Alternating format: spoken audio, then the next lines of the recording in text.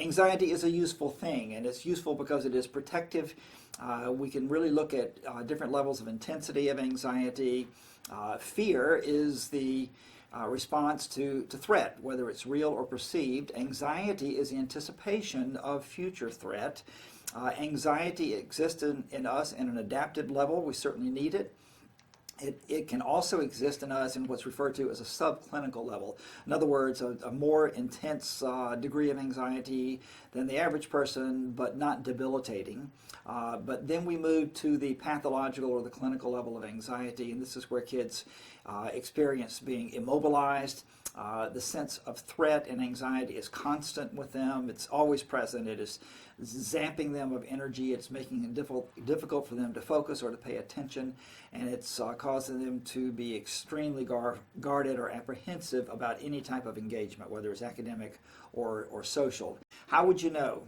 Thinking about your kids, thinking about your students, how would you know that one of them is having issues with excessive anxiety? So some of the things that come to my mind are a student who is just reluctant to participate. They just don't raise their hand, they don't volunteer for things, they don't answer questions. There's just a reluctance to participate. When I think about that, I remember a little boy that I observed a couple of years ago. I was going to do some training for a school in North Georgia, actually. And there was a little boy sitting in the back of a classroom. I was observing in the school the day before I did the training. So I was sitting in all the classes. There was a little boy who was diagonally as far away from the teacher as he could get. He was direct opposite corner. He had a brown hoodie on, and he had the hoodie pulled up over his head, and he never moved. He never said anything. He never wrote anything down. No one interacted with him. And I thought, that is a student with anxiety. And it was interesting because I was in the school. I was an outsider, a visitor to the school.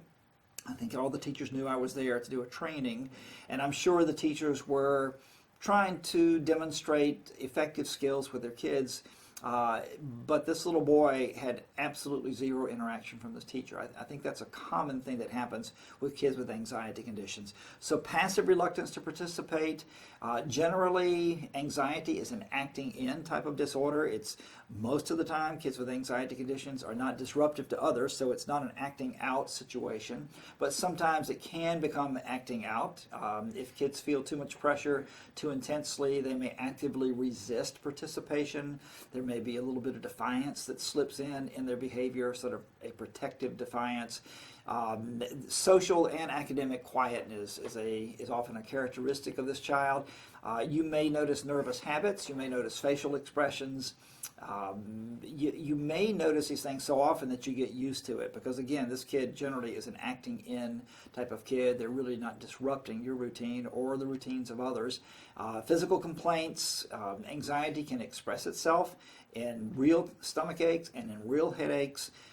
So lots of physical complaints are common, and an excessive need for reassurance. A student who asks you repeatedly, is this question going to be on the test, or they just seem to need a significant amount of reassurance.